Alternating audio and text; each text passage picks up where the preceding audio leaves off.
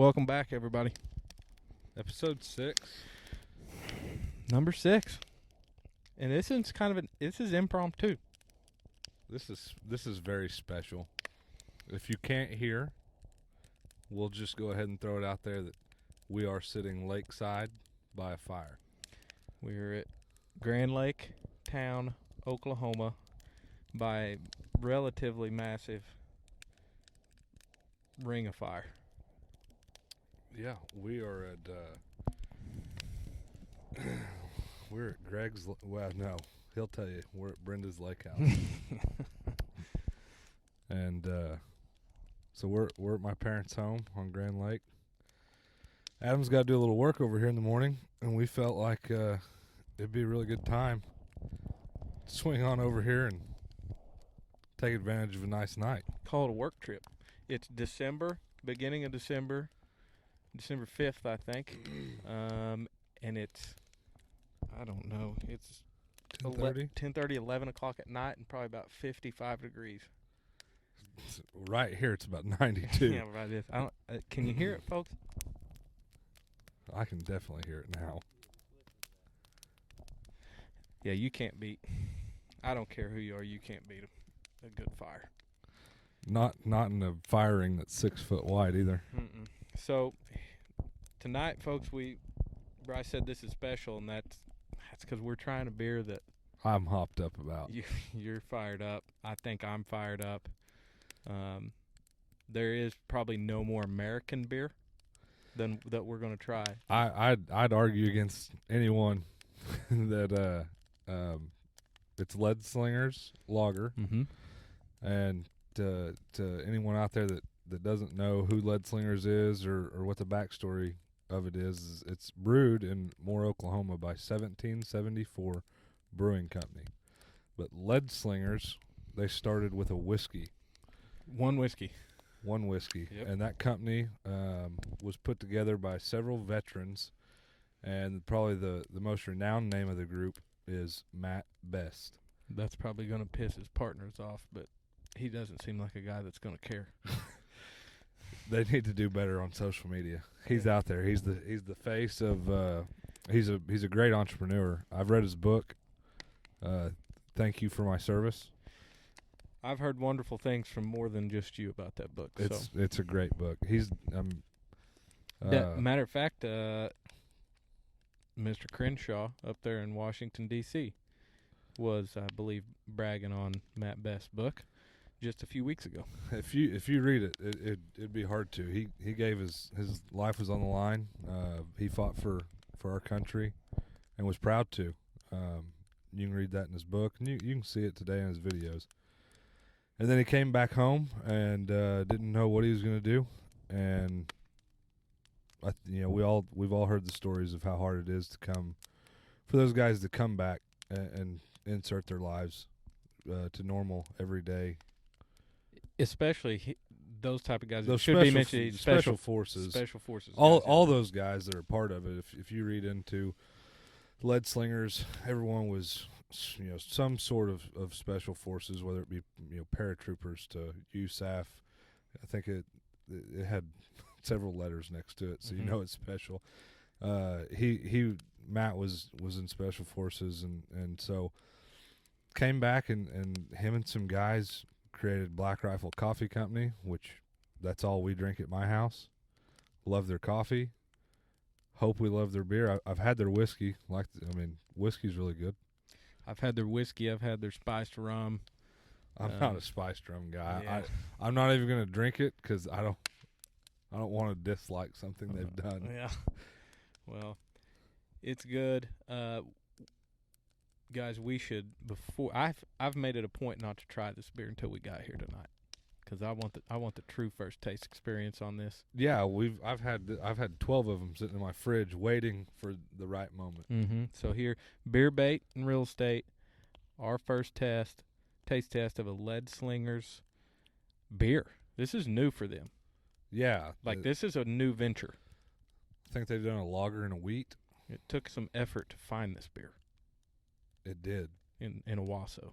We actually called several times, and It was supposed to come in from Oklahoma City. It didn't. It was the Thanksgiving holiday. Back and forth, back and forth. Anyways, I found it, and they only had 2 6-packs there. And I picked them up, and for craft beer, it's a very good price. It was $8. $8 for a 6-pack? For a 6-pack. That's cheap. I mean, you can't get a Sam Adams 6-pack for that. So I'm ready to try it. I want to start this, though, with pausing to say, I don't care if you were Special Forces. I don't care if you were a janitor. I appreciate you. You've done something I haven't done. I wasn't brave enough to do, and that's serve our country. Yes, we wouldn't be able to do what we're doing right now if it wasn't for them. Yeah, like I said, I have the majority of my friends served in one capacity or the other. Yeah, guys that we work with. I got friends that work on medical equipment. I got guys that have been behind the gun. I know girls that have worked on drones, girls in high-ranking positions in the military, and I appreciate every one of them in whatever capacity they served, and I feel like I'm forever in their debt. And I love the ones that come back no matter what they did, but especially if they had a hard time and they're getting their little piece of the pie, the American dream, entrepreneurial spirit, making a little money, having fun, and most importantly, employing other veterans. Which is a huge thing these guys do. Yeah. They've took their stance when Starbucks, where I don't like their coffee. 2, after they came out and attacked, basically not singling out veterans, they just weren't supporting the war. I know, which is strange, because if you talk to like Neil, he'll say that at times the only damn coffee they could get was from Starbucks, so they clearly helped when and where they could. How that came about, who knows? They might help behind the scenes a lot more than what they put out, but hey, you take a public stance against our boys and our girls. I was happy that Black Rifle Coffee Company immediately went on to Fox News and said, all we're going to do is hire veterans. Yeah, and if I have to have a hipster bucks, I just hope I have a different coffee cup to pour it into so nobody knows. Yes. So let's give it a whirl. Let's give it. This is the Leadslingers Lager. They have a few different beers, I think. Maybe 2 or 3. Well, as far as I know right now, they have the lager and the wheat. Maybe an IPA I saw, maybe. We'll have to investigate that. It was hard to come by in the first place. A lot of people like it, apparently. So I think there's an IPA and a stout coming. Leadslingers Lager. Cheers. First taste.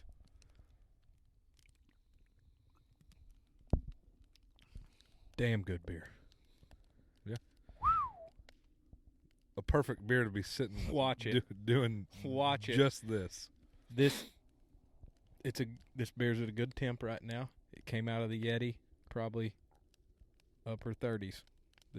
We don't have it crack your tooth cold, and you shouldn't need a good beer to be so cold that it hurts. That's some Busch Light shit. You know, you got to get it cold. Got to get that aftertaste froze off. That first drink was good. It's a really good beer. I mean, as we sit here and get our minds wrapped around it, one thing I saw on Leadslinger's website that just kind of rounds them out as we're going to keep talking about them. One of the first things that they say was America was founded through the blood of hard-fighting, hard-drinking men. Men who believed in freedom and good booze, who laid down their lives, forging the bedrock of this republic, and in doing so, created a new species of man, the American. Americans conquered the western frontier, men of piss and vinegar, who tamed the wild, battled the elements, and established the first American saloons. It's in this fine tradition that members of the veteran community present to you Leadslinger's whiskey. I don't know if you could sum it up any better than that. If I didn't have this headset on, I'd take my hat off. It's to that. Man, they're just and I Jones pretty hard on them because I'm all about it. Yeah, I appreciate everything they've done. I think when everything they're doing's great. Yeah, and when I was making a little more money, the only coffee I drank was Black Rifle coffee. Hey, it's my wife for the holidays. Not that if you're listening, not that Black Rifle coffee is expensive, No, our monthly. But when you're in full commission sales, yes, like and you both start of us are pinching those pennies, you got to back off on some stuff. Yeah, I mean, you still have to be financially responsible, and the one thing, where I think, no, my wife. It was before Thanksgiving. My wife came over here for my sister's birthday. Around her birthday's November 17th. I stayed home to work on some stuff, and Liz texted me and said, because around the holidays every year, everyone concentrates on cutting back what you don't need so you can get the gifts for kids and whatnot. And she said, hey, I know you're wanting to cut out DirecTV, but please don't cut out Black Rifle. She said this coffee at the lake is nowhere near good. Those are facts, and I think they're on to the same thing with this beer. Quite possibly the best lager I've had. It's a really, really good beer. I'm not even saying quite possibly. Right now, just thinking back, knee-jerk reaction, best lager I've had. When I hear the word lager, I don't think golden ale. I don't think amber ale. I don't think blonde. You think a little bit of a punch. I think a full-bodied beer. If you're pouring it out of a tap or out of this bottle, you think something's going to have a little head on it, and it's going to have some body to it and some flavor to it. Not a light beer, but not a dark beer. This is they're dancing on the light side though, or at least a taste. And you should with a lager. But I think if you're drinking a lager, you want something with some taste to it, but you don't want it hoppy. You don't want it spiced. None of that bullshit. You want a full-bodied beer. And they have absolutely 100% made the best lager in Oklahoma that I know of. So good that I'm going to need to open another one. Just get two. That one's already gone. No. This is good. Now, this is good beer. This is not a complaint. This almost goes out to all craft. Yeah. I don't know what it is. If I started a craft brewery, I'd feel obligated to put some sort of Jake leg holder on them. Now that we're by the fire, I gotta figure out how to hold. Here, let me hold your mic. This is not our normal setup on our podcast. We're literally out in 50 yards away from a house out by the lake, fire ring. It's really an amazing setting. I wish everybody could join us. I could set out here with a bunch of friends and do this kind of stuff till 4 a.m. We forgot a bottle opener. That's okay. But I think it needs to be reiterated. I think you need to open it with a knife. I think you should have brought a K-bar. It needs to be reiterated that this lager is not a light, tasteless beer.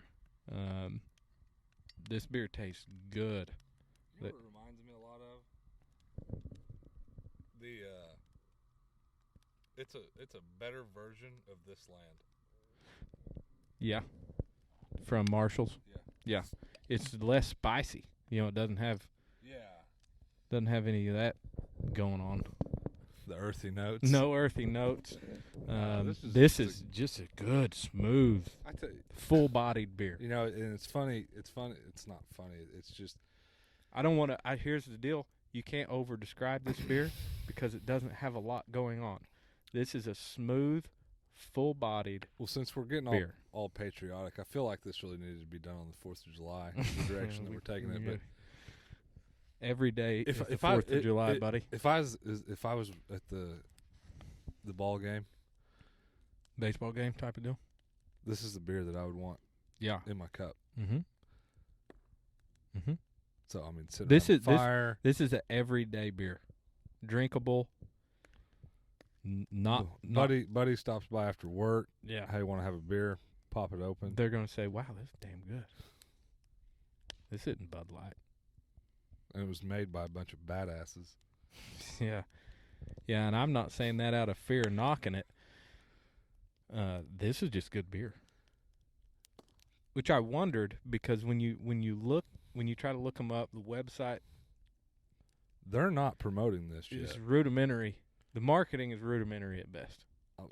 they're hard on the. I mean, they're not hard, but big advertisement on the whiskey. I think that they're just on the early stages of this. I think they're wanting to make sure that it's going to go. If this was their first shot out of the cannon, they need to get on it. Yeah, if they're just waiting to see how this is going to be received, guys, go ahead.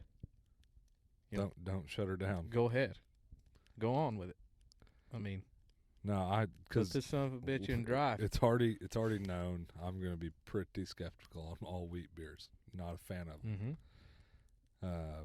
So we'll do their wheat in the future. Yeah, and maybe they'll surprise me. I'll probably be pretty critical on it. I'm critical on all of them, and this is one of my favorites so far. I mean, so far this is one of my favorite beers I've ever had. We're 6 into this, and so far this will probably be my number 1. Mm-hmm. I can agree with that. My IPA is number 2. Yeah, I feel like I read somewhere that they were doing an IPA, and so boy, that'll probably tickle your fancy. I'm all about it. But the boys at Leadslingers have hit a home run here with the lager. I feel like you could use lager as a safe word when you're making beer, but this is the epitome of a good lager. Full bodied, smooth, drinkable. Not gonna be overbearing. The aftertaste is fine. It's good beer. Great beer. I'm gonna rate it. How about those fucking lights? Those are Greg's new lights. Yeah. Now I wanna. We'll get into those in a minute. They caught me off guard. I forgot they were over there. I want to say this. I got a new rule on the rating system. We're 6 in and we're changing the scale? Yep. Because I heard him talking about this on one of Gary V's podcasts, and I thought it was pretty brilliant. In making any decision in life, you use the 1 to 10 scale. You rate it 1 to 10. 7's off limits. We don't do whole numbers. That complicates it. The whole scale of 7 is off limits? No. Let me finish. 7 to 7.5 is off limits. Okay. Is there a theory behind that? Yeah, I think it's a cop out number. It's safe. I heard Dave Portnoy say the same thing. Did you? It's true. Which we have already have the theory behind that Gary and Dave are probably tied. I think they talk. Considering he starts every pizza review now with pizza, Pepsi, perfection. Yeah. And just so happens Gary is maybe the head guy for the marketing of Pepsi. So that being said, 1 through 10, 7 to 7.5 is off limits, because if we gave you that, honestly, we'd just be giving you kind of a neutral. Doesn't matter. I'm about to go bold. I'm going to tell you, Leadslingers lager is getting an 8.8 from me. I'm with you. I was actually, and probably just all around, and there could be a lot of beer critics out there. They can suck it. 10's a unicorn. I get it. I'm gonna break the 9 because I think this is a new favorite. Okay. And I think it will remain. Mm-hmm. So it's gonna be my first 9, and it might be my last. Could be. This is good beer. So 9.1, 8.8 from me. And 8.8 is both of them. We're talking high marks. And you know what? There might be people out there that take a drink of it and say it's not that great, and you can suck it too. But yeah, yeah. I mean, everyone's got their opinion. Everyone's got their own taste. Some people might not like this, and that's fine. But I'm telling you, if you like a lager, man, for all those guys out there that do. And I know we've said this in the past for the Bud Light, but this is actually just a really all-around good beer. I'm going to tell you right now, there's a lot of dudes in their 50s to 70s that like a lager beer. They're your Pabst Blue Ribbon guys. They're your leaded bud drinkers. Yeah. They're your lager drinkers. Even people from up north, when I had some time in Ohio, they liked a good lager. They're going to like this beer. Now, if you like a Bud Light, you're probably, you probably drink anything if you like a Bud Light, Busch Light, but maybe not. But you're not going to be run off by this like you will be other craft beers. No, this is. If you drink a Bud Light, you drink a Busch Light, and that's actually what you prefer, try this beer. You're going to enjoy it. And it's owned and operated by. I hope they have a brewery down there. Some boys from Oklahoma. I'd like to go down there. They're not from Oklahoma, but they're brewing it here. Yeah, that's the plus. Thanks, guys, for bringing it to home. Yeah, we appreciate you. We know you don't live here. Matt's a California guy. Yeah, we know you probably don't even like Oklahoma, but actually, come see us. I'm pretty sure they all live in Utah now. Yeah, the new state of shooting shit. Used to be Tennessee. So, thank you. Thank you for your service, and thank you for this lager. Yes. Good job. 8891. On as we finish this 6-pack, we're usually a lot more scripted, but considering that this kind of came about at 4:00 today, and we left at 6:30. Mm-hmm. Yeah, I have a video and photo shoot of a house that I'm going to list here on Grand Lake, being an hour and a half from home. And the photographer's going to be here at 8. Now that Greg listens to this, we can go ahead and thank him. Yeah. God, thanks, Greg. You kept me from having to get up at like 4:30, get around. Now we can sleep in until 7:30. I'm not going to have a 4-year-old come wake me up. Oh, man. In the middle of the night. It's almost a vacation. And thanks to our wives. My wife let me do this. Everybody knows, though, that I'm really grateful to my wife, but she lets me do a lot. Very supportive. But so both of them are at home. Mine's got 3. You've got 2. Mm-hmm. I've got 3 people to thank for this podcast in order. Let's just go ahead and start with my wife, Greg, and the boys at Leadslingers, Black Rifle, Matt Best, whoever else you work with. Thank you. Because I'm sitting by a bonfire drinking beer, making a podcast. God bless America. I mean, you couldn't have done this, even 5 years ago. We're pretty grateful. My parents' home sits in a really, really nice part of the lake. And this setting, I don't know if you could find a better setting. We got the moon in front of us. No. You could charge for this. Ed Townsend's mansions across the lake that you get to look at. Yeah, you could charge for this setting. So, being on the lake, this is beer, bait, and real estate. Let's move into the bait section. We're probably, since it is unscripted, we're going to touch on some stuff that we have touched a little bit on the past, but now that it's here again. It's catfish and crappie season. It is cat. When people think catfishing, most people and most of you listening might not think winter time is here. Hoo boy, let's go chase the catfish. You got to get a little bit tough for it. But it's actually a thing. It's actually a fantastic time to chase the catfish.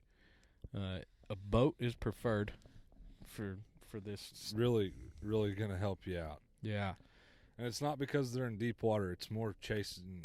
You got to go chase shad. Mm-hmm. You can use, frozen shad, or a lot of people this time of year. They try. A lot of times they'll go catch crappie, clean the crappie, and then once you clean a game fish, you can actually use the carcass as bait. So a lot of people will cut crappie heads off and freeze them and use them. But your guys that are having a lot of luck right now are really preaching that you need those live shad. Cut them on site. Got to get live shad, cut them. Yes. And then find you some big long flats. Mm-hmm. And here on Grand Lake, the place to go is upriver. Are you talking about Elk River? Well, you can get up into Elk, and then farther north of Elk, there's when you pass Elk, you turn the bend and go back east, and there's some cliffs right there. It's deep on the cliffs, but the whole thing to the north is flats, and you can basically sit in 40 foot of water and cast up into 5. And those catfish feed all over that flat, all the time. And same way on Iligaw, same way on Keystone, Cause, which I grew up in Blackwell, so Cause the closest lake. That's where I learned of this wintertime trick. Mm-hmm. And so I learned of it on Iligaw. You know, most people know I'm a Iligaw boy, so my dad and his friends, this time of year was time to catch crappie off the docks. And if you wanted to get in a boat, you went out to a little flat over by the spillway on Iligaw. There's a little island out there. It'd be direct. If you know Iligaw, it's the little cove that's set directly west of, I believe, what they referred to as Titty Mountain. I was hoping you were going to say Goat Island. No, I've never heard of Titty Mountain. Is there Titty Mountain lies east of Goat Island. Okay. The only thing I know about Iligaw, I mean, I've fished Iligaw a few times since living over here, but you always just hear about Goat Island. Have you seen the goats on the island? I have. Okay. Well, but I have not seen any titties on Titty Island. You won't see any live ones. Titty Mountain is merely shaped like one. Okay. And you have to be in. That's some old man shit right there. You have to out be out there fishing and looking at. Yeah. Bob, what's that look like over there?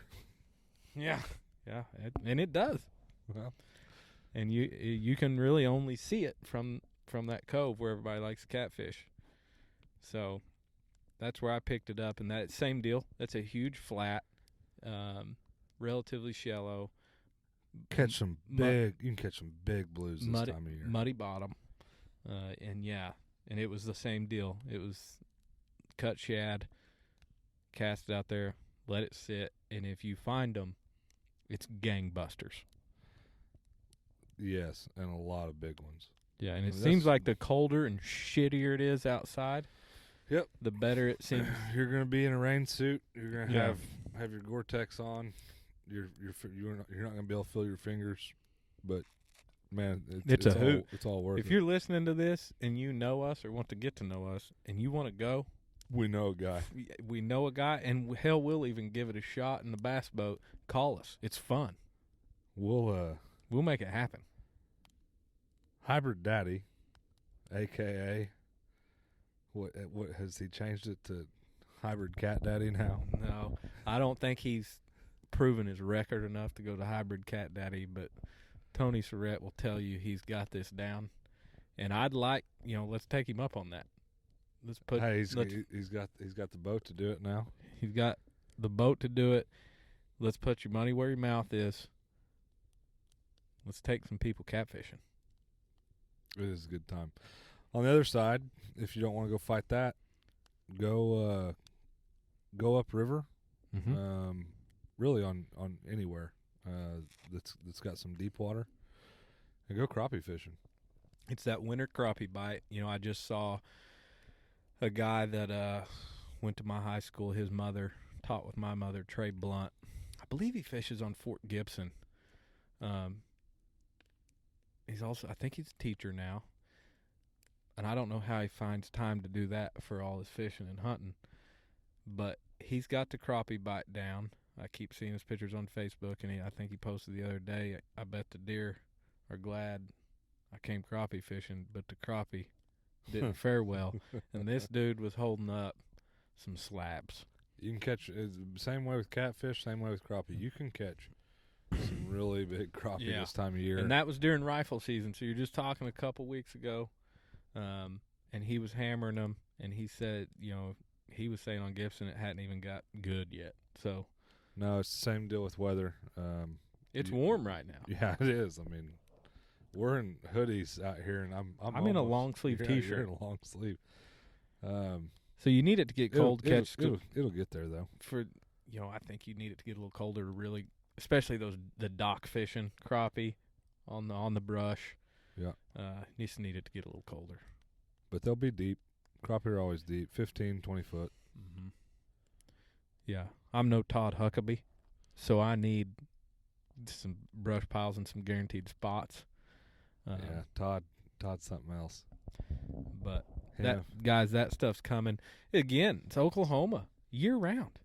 We have if you're an outdoorsman, there's a place. If you're an outdoorsman, year round, man, and you might not know it because if you're not an avid outdoorsman, you might think, oh, it's winter, it's time to put my gun up, time to put my fishing rods up. No. Go. Yeah. Get after Get your fishing rods out because it's just starting. Rifle season's about to wrap up. Yeah, I think It'll so. be over this Sunday. Greg brought it to our attention. Yes, we screwed the rifle season deal up by 2 days. Yeah. First episode he listened to. 16-day season. We said 14. Yeah. You know, we're proposing a shorter rifle season anyway, so like the liberal media, I will continue to say should have been 14. 14 days to try to make you guys think that it's shorter than it is because, guys, we don't need to be out killing them that long. But here's what doesn't have a season. Crappie. Year round. Catfish. So go. Get out there and go. Put that meat in the freezer. A lot of people get, I'm not going to say depressed, but they like to slow down in the wintertime. The sun sets at 5:30. Mm-hmm. Mm-hmm. Don't harbor that. Don't let that harbor yourself inside. No, because then you get mopey, lazy. Quite possibly, some of the best fried food in the world is fried crappie, fried blue catfish. Yes. I mean, prove me wrong. Yeah, my favorite thing to do this time of year is actually, because I'm a big bird hunter, is get some pheasant and quail on the ground. And I'd never mix some crappie. Mm-hmm. have a little. I had never had fried pheasant till you cooked it for me. Feather and turf. Feather and surf. Feather and surf. Can't really call it turf. They're not on the ground all the time. But no. I learned a long time ago how to correctly fry pheasant. Do we have a pheasant? Is pheasant a thing right now, or is that later? Or pheasant season opened December 1st. Okay. I mean, we don't have pheasants in Tulsa County to speak of, so it's never been something I've kept up with or been into. You just got to travel 2 hours west. And you know what? You got to be real careful because there are a lot of motherfuckers that will drag you out on a pheasant hunt. And what you went on was a long truck ride and an even longer walk for about 3 days. Yeah, you want to ask a lot of questions. That burnt me on my upland bird deal, was traveling a long way just to go walk with wet feet. I think the best thing, there's a place, So let me ask you this. This falls in good to this, and this is more your wheelhouse. If you're like me, I'm not an upland bird hunter. I don't have the contacts. I've tried that, okay? And I've went on some, like I said, just nothing but a long walk with a gun. A little exercise. But you want to go pheasant hunting. You're a dad. You want to take your boy pheasant hunting. It's a big, beautiful bird to hunt. Good eating. Should a man like me do his research and hire a guide?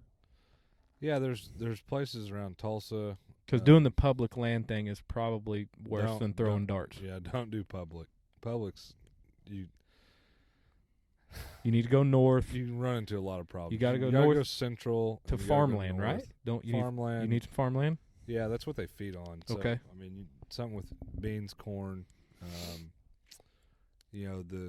don't know if they're still doing it. The government was paying farmers to leave. Or the state of Oklahoma was paying farmers to leave the outside rows of their bean or cornfields standing to have forage for birds, game birds, deer, etc. That worked really well, and until the floods and droughts of the last recent years, we had a really good population of quail and pheasant around Blackwell, out to Enid and down south. That's kind of diminished, which I don't live there now, so I know at Thanksgiving my brother mentioned that he saw quite a few birds to the west of one of our farms. So hopefully it's coming back. But to answer your question, the best thing to do if you don't, if you don't know someone that's got the land to hunt, is in Tulsa, call Gordy. You can go quail hunting with Gordy and pay a little bit more money, and he will throw some pheasant in. You know what? You're right. I've heard Cole talk about that. That Gordy's a good guy to call. I don't know Gordy's last name, how to get a hold of him. Gordy Montgomery. Look him up as a guide. I think you went with me. We went on a European pheasant hunt with a guy that's done a couple of my deer heads up in like the Dewey area. Yeah, I'm just not a big fan of European. He doesn't just do European though. That was for that big group we were with. Yeah, you can do field hunts there. There's probably the best place for the money. You know what? We're on to Show Me Birds. Yeah, and we're on to something here. You're a dad. You want to take your boy upland bird hunting. You don't want to drive to Kansas and hope like hell that you don't. The problem with going out of state is you get limited on birds. And you could strike out. It's not. You could. If you go on a guided deal, like Flint Oak, you get to go up there and shoot as many as fly. But you're paying a lot of money to do it. You don't have $3,000 to take your boy hunting. So, Show Me Birds, they lay it out really well.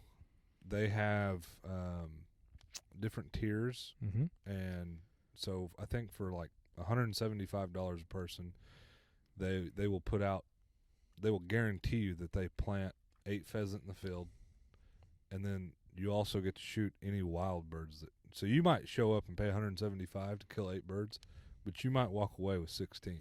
Sure. Which, for people that don't know, I think in Oklahoma I think the limit's 3 a man. Well, yeah, and Greg's going to fact check us on that. So, caveat: we don't know that to be a fact. And back when I was in Blackwell hunting a lot, it was 3. But here's how that works. What Bryce was trying to explain: you go pay these people; they buy birds. Actually, at Show Me Birds, they might raise them. They're the largest pheasant raising company, I think, in the nation. But if you use the guy in Dewey or somebody else, they're buying birds. They go out and plant them in the field. They don't stake them down. No, they're turning them loose. They turn them loose a day or two before. Let them get acclimated to the land. You show up. They have bird dogs. You walk the field just like you would. And that's something that is really fascinating to watch.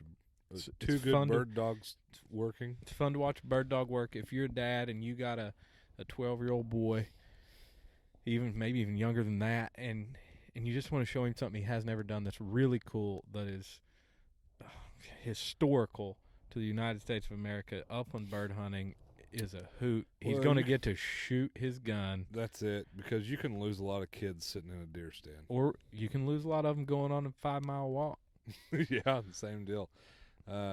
It's active. It's active. You get to pull the trigger. You got dogs working that you get to watch. You got guys blowing whistles. You got birds flying, action. So you know what? That's going to be my bait section of this, is to recommend. It's that time of year. Look a guy up. Go bird hunting. Yeah. Well, early Christmas present. Spend $400. 2 of you go bird hunting. Bring the meat home. Fry it with the crappie or catfish you've previously caught, and you're gonna remember that. So good. Damn good. What do you? I'm gonna push the real estate off to you. I took that one on. Yeah. Well, I feel like just because of what has brought us here, I'm in Collinsville, Oklahoma, Tulsa area. Very good friend of mine. Him and his wife, both veterans. Cheers to them. Up here drinking this Leadslinger's lager, made by Americans for Americans, in quite possibly the most American state in the nation. Not an ad. Just saying. But anyway, my 2 friends, they're both veterans. They live up here at Grand Lake. They haven't been here long. They're they're young. They're in their 30s. They moved up here. They thought it was going to be a little easier than it is, to be in your 30s living on the lake. But what you find out when you live an hour and a half away from everybody else is not very many people come to see you. Yeah. Yeah, it's hard to make that swing. Her brother, who is a Black Hawk pilot for the Army, recently retired, and he has found himself in Owasso. She wants to be closer to him and his kids so they can, cousins can be raised pretty close to each other. So they're wanting to move back. Gist of it is, I'm up here because we're good friends. I'm extremely grateful that they trust me. They want me to help them sell their house. So, this day and age, you've heard me talk about this before on the podcast, you need good marketing. And that is my obsession. And so I've got my photographer and videographer meeting us up here at 8 a.m. Catch a little sun on the way up kind of action up here on the lake. And I didn't want to get up at 4:30 to head this way. So what I would talk about is lake houses, lake life, and how that market actually works, because it's very different than what you and I are used to in our jobs. This is very slow. I think people think, hot damn, I want to live on the lake on a lake house. That's how you know you've made it. And there's a time and a place for that. But when you're active and you got friends that live elsewhere, it might not be the best choice. And here's another deal about buying and selling houses on the lake. Most lakes, unless they're in kind of a metropolitan area, but like Grand Lake, you may not even know this, they're kind of their own market. Oh, it has 100%. So much so, they have their own MLS. So, like, it's its own sector. I can't list this house. I can't co-list this house. I can't put my sign in the yard. So what I have to do is find another realtor from my company. Who's up here? I reached out to the president of McGraw about this. He recommended a young lady named Maddie Engel, so I've gotten to know her. She seems to be a sweetheart. She's going to help me. How that has to work is she lists the home. Basically, I just get a referral fee from her. Sure. If you don't know how that works, if you're not in the real estate business, basically what that's saying is, if we get that house sold, we make 3% of whatever that number is. Maddie is going to get 70% of that 3%, and I'm going to get 30%. Some would say that's not fair, because I was like, hey, here's you a deal. Yeah. But I take a little bit different stance on that. I think realtors should work together a whole lot more than they do, because here's the deal. It's not about how much money I'm making. It's about helping my friends get rid of this house so they can get moved back to Owasso where they want to be. I think a lot of people forget about that too. Yeah, I think, and it's in any business that a few bad apples create a bad vibe. Absolutely. So a lot of people think that all realtors don't care about their clients. Mm-hmm. And the sad part of it is there's a lot of you that really do genuinely care that what you're doing is helping someone achieve their dream. Yeah. Whatever that dream may be. Mm-hmm.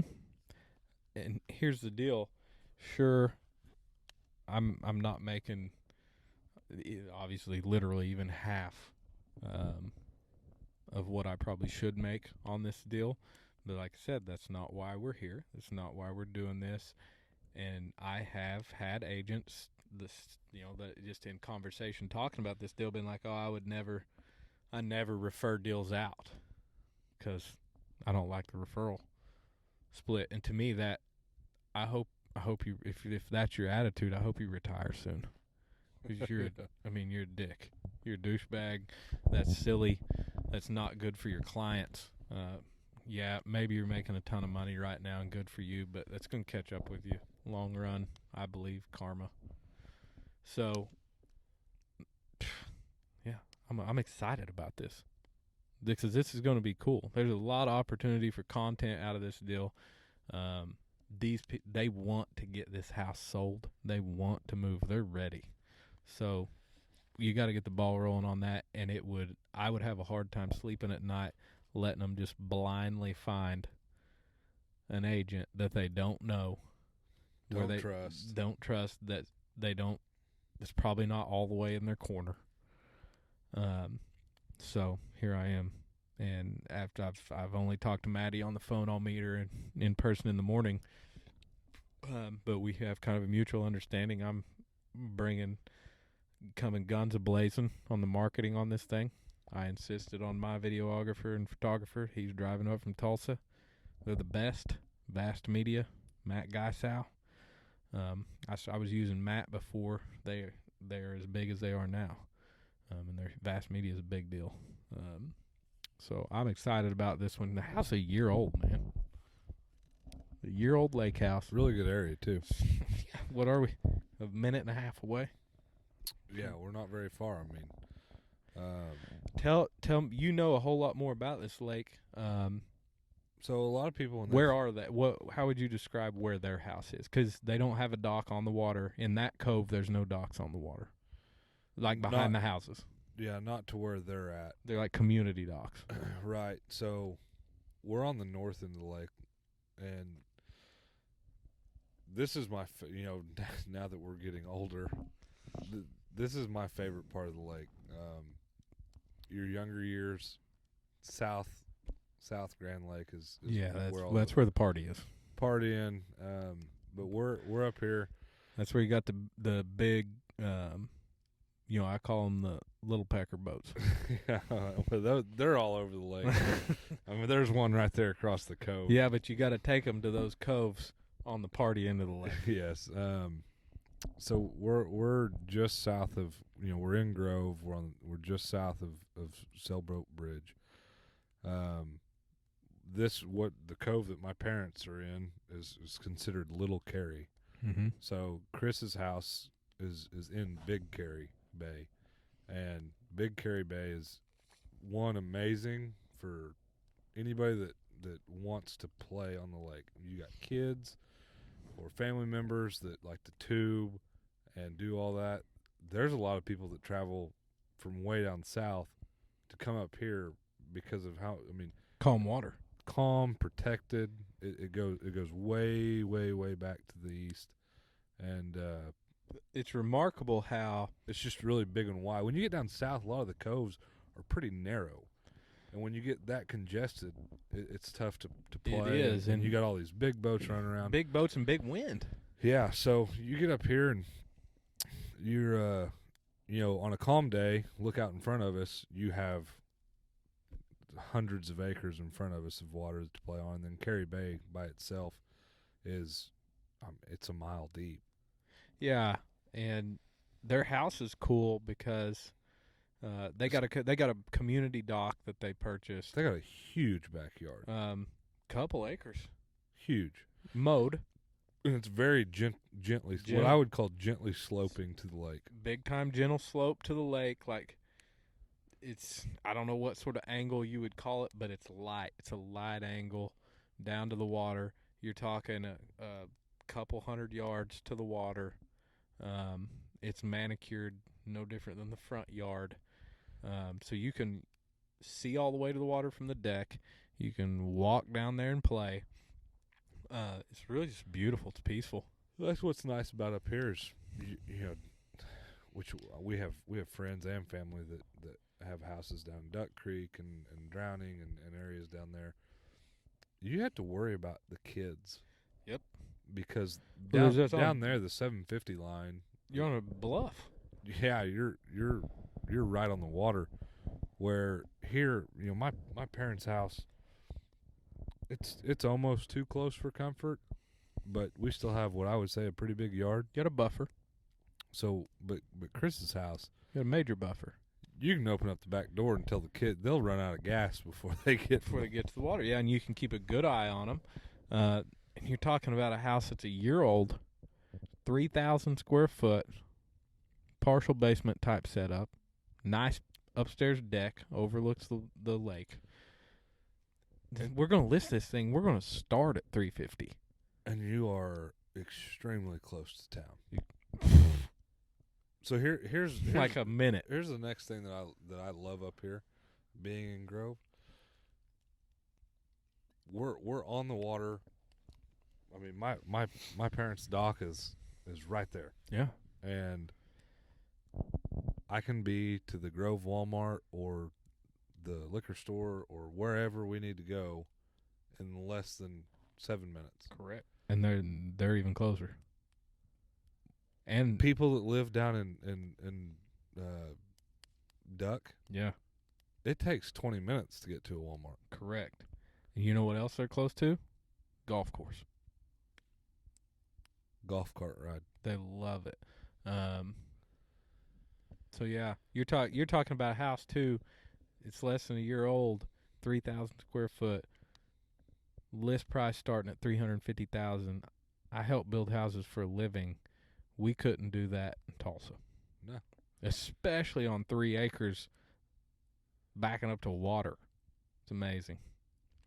This house isn't going to last, but it's going to be good. It's going to be good for them. I think it'll go quick. And great that they get to move. I mean, they get to go back. They get to go back, be her brother, be closer to me. Yeah. So I'm pumped. That's why we came up here. So that's my deal. And people should know too about lakes. That's my original point. Man, save your retirement living for when you retire. Yes. You know, they would probably have a lot to say about that. They built this house. They lived in it a year.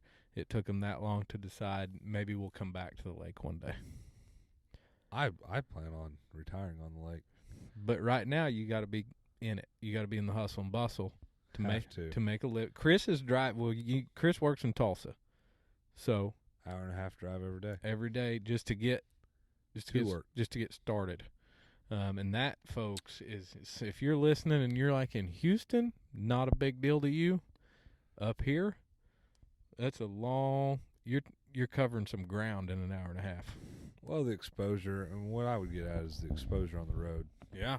The difference in Houston is, yes, there's high rates of speed at time, but there's a lot of congestion in those areas. So you're maybe sitting in traffic for an hour more than driving. Where Chris he's exposed at he's driving 80 miles an hour for an hour and a half. For an hour and a half every day. Yeah, I think he's tired of that too. So, yeah, that's my caution to you people under 50. Be careful about lake life. It's slow. It's a little more lonely than what you're used to. You're probably not as ready to pull the reins back on it as you think. And here's the deal. Not all lakes are the same. We live 20 minutes from Skytook Lake where Bryce and I fish. You can build a house close to the lake. The difference between Grand and Skytook is Skytook's a core lake. Corps of Engineers lake. Which a lot of Oklahoma lakes are. So, 10 Killer's the same way. And I'm sure other states have similar setups. Where you cannot build right down the lake. Grand you can't put different. A dock on the water. Can't put a dock on the water. Can't build, right down on it. Grand Lake's unique. They have what they call the 750 line. So the actual Corps of Engineers of Grand Lake own up to the 750. So where we're sitting at this fire ring, we are. It's tough to see, but I think we're 15 or 20 feet from it. Mm-hmm. And technically, so that we cannot cut that tree down without calling them and saying, "Hey, here's our reason." Now, anything above it we can, and we can do anything up here, but anything below the 750 we can't touch. But you can pull water out of Grand Lake to irrigate your lawn. I know a guy that built a house on Skytook. He had to go through 10 kinds of shit because he's out on 200 acres of his own. He had to go through all sorts of stuff, all these applications to be able to pull water out of the lake through a filtration system, so he could have water at his house. Correct. Don't have to do that here.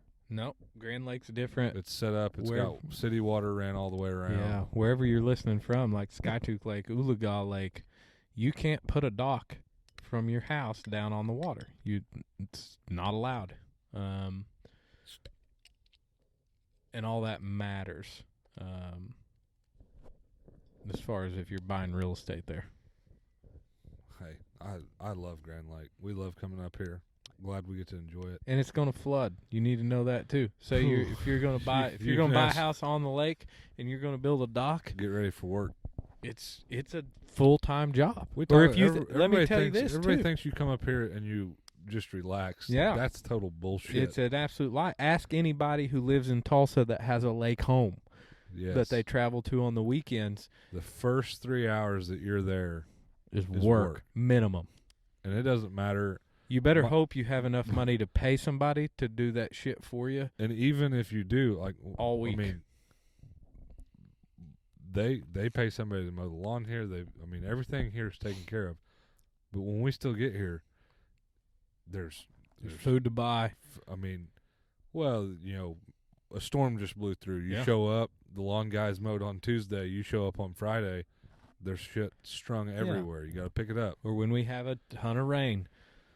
Yeah, this year with water, it's gonna get just trees and shit up in the yard. It's you guys can't see it, but behind the camera we have what would probably be 6 ricks of wood to 10 stacked over there. If you split that, and then over here you have a 10-foot wide, 5-foot high pile, and then across the dock on that side there's an equal pile, and that all came from the last flood. Yeah. Here's my gist. I'm going to sum up my real estate section. If you are buying or selling a house on the lake, you need somebody in your corner, and you need somebody knowledgeable about that lake market, because a lake shore market is vastly different from a rural or metropolitan type market, and those lake agents are cliquey. They know what's going on. They know the market. They often have their own MLS system. So if you don't know an agent on the lake, you need to contact your friend that is an agent, because everybody's got a friend that's an agent, and have them contact somebody they know, and that way then you have somebody in your corner and you have some knowledge, and it doesn't cost you any more than it was gonna to do business, and now you got 2 people working for you. Secondly, if you're young, short of you hitting it big, you probably don't need a lake house. You're gonna be lonely. Nobody's gonna come see you except on the holidays, maybe the weekends, but probably not, because I love Chris and Carrie as like they were my own, and I don't come up here. It's an hour and a half, man. I got a 2-year-old and a 4-year-old. It's a giant pain in the ass to drive an hour and a half. It's a giant pain to take kids anywhere. So, and they don't come to Collinsville because they have a kid, and it's a giant pain in the ass. So what they've found is maybe let's move back a little closer to Tulsa where the action is. And after the kids are out, we'll rethink Let's this. see what's going on. Yeah. So that's my 2 cents. And you need to know that not every lake you see allows docks on it, which is a completely different lifestyle than having a lake view. Yes. Skytook, you can have a lake view home, and there's a lot of them. The market's saturated there. And you can tell people do it, and then they change their mind, because there's always a lot of houses for sale in Skytook that are really expensive. But those houses have lake views. Yeah, you can't park your boat in your yard. Yeah. Like you can here. Yeah, like when me and Bryce fish a tournament on Grand Lake, we stay the night at his mom and dad's house. Instead of getting up at 4 a.m. and driving to the lake, we wake up 20 minutes before. We wake up 20 minutes before first cast. We walk down into the dock. We take the air out of the floats. We put the boat in the water. We fire it up. We drive 20 minutes to our first spot, and we're fishing. That's because you can have a dock on Grand Lake. Skytook, Oologah, many other core-operated. Yeah, you can't even. You're not even close. We're sitting right now. I could pick up this rock next to me and throw it. Onto the water. So that's 3 things you need to know if you don't know a damn thing about lake life, but you think, hey, I got a little scratch in my pocket. I think, honey, let's go relax. It's going to be real fun for about 6 months. And you're going to go stir crazy. I think if you talk to a lot of retired people, I have some buddies whose parents are retired and who they've kept their houses in town, and that's where they live, and they also have a lake house. And I used to think that was a showboating thing, but I've talked to more than one that tell me lake life as a retired person is dangerous because you don't have anything to do other than usually drink and usually be alone with your own thoughts, maybe a little too much. And see, you can see where that gets you. And you don't get much socialization. Look, I can't let this go. I've been sitting here saying, yeah, we got these lights. So Greg threw these lights on us when we first got here. He has installed lights. He's paid somebody to. Those things look like a lot of work. Most you know what else they look most like? catwalks. We'll call it a catwalk. It's not You're the damn actual right. dog. It looks like a catwalk straight into the it is Titty Mountain. The actual catwalk that connects the land to your dock. Everyone usually has some sort of light so you can see. So you don't bust your ass. Yeah, so you can see when you're going down it. Well, my dad had some really nice LED lights installed. They were landscape type lights at first that he had on here. Let's mark that. So they were really nice. They put off an ample amount of light. White light. Yeah, they had hoods over them. You could see really well. Walk down, walk back up. You were fine. Mm-hmm. The floods that we've had demolished them. Yep. Without talking to me. So goes lake life. Without talking to me, we show up tonight, and we now have a landing strip. And he has a. I feel like it's ritzy. Multicolored. This is bougie. I don't know how to lay this out. It's bougie. So basically, he has somebody that has come in and drilled approximately 100 holes straight down the middle of this catwalk and did a damn good job. It's dead. It's dead center. Dead center. Dead in line. And it rotates between every color on the color wheel: purple, white, pink, red, green. And I just want to say that this is the shit that happens when you sit over at the lake by yourself. Yeah, I didn't know he'd done I don't that. even know where you find these. I'd never heard of them. I've seen lights like this that change colors, but they're usually at the strip club or on the back of his boat. He has the same shit on the back of the boat. I would call them sexy lights.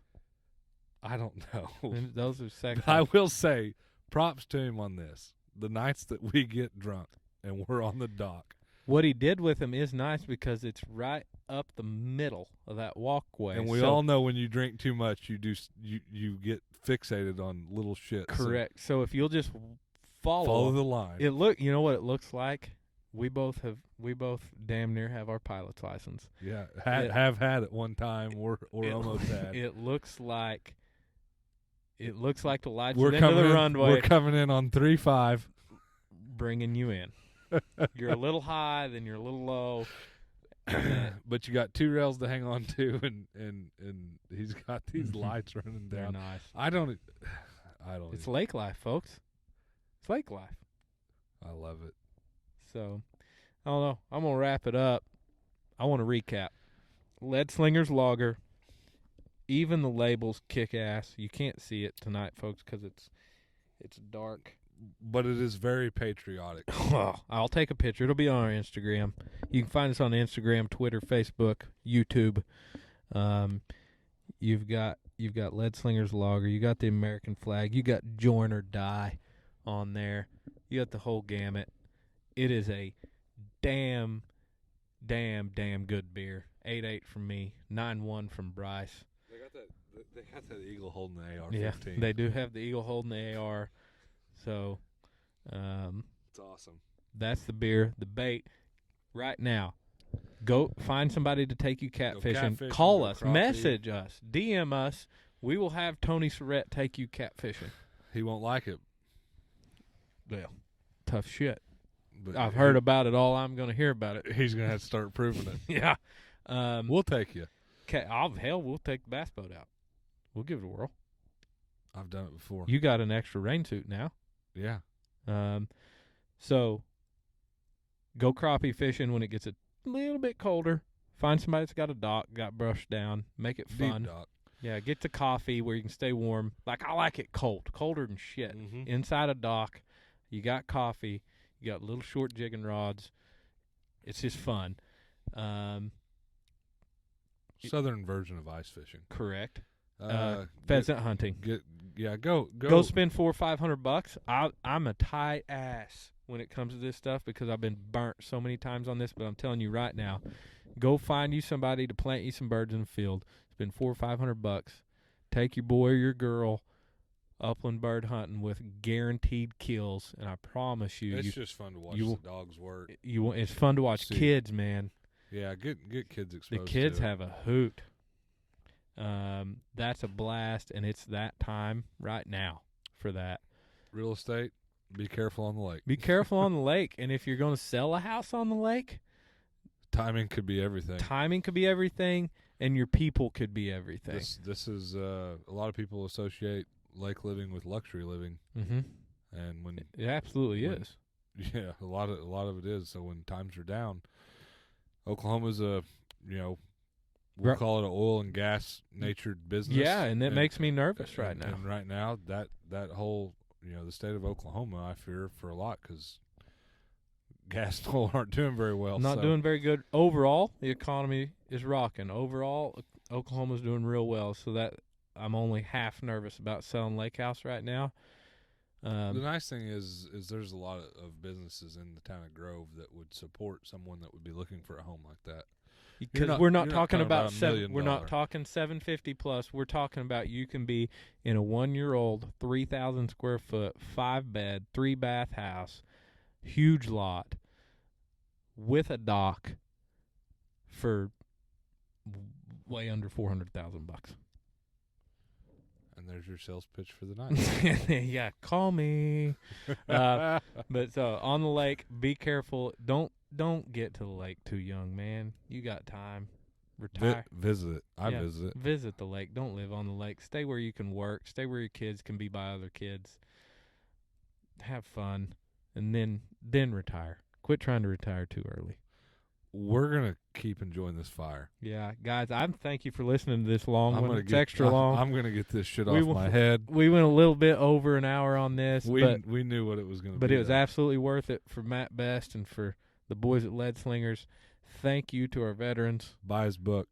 Buy the book. Buy their beer. Most importantly, buy their beer. And whiskey. And drink both while you read the book. Damn right. And as important as that. Coffee. As important that, subscribe to our podcast. Hit us up. Leave us a message. Leave us a review. Rate us. You can subscribe to the YouTube. Follow us on Instagram. This isn't stopping. We're going to beat it into your minds. Yeah. We're going to keep going to this because we love beer. We love the people that make it. And we love Oklahoma. Beer. Bait. Real estate. Have a good night, everybody. Thank you. Appreciate you guys.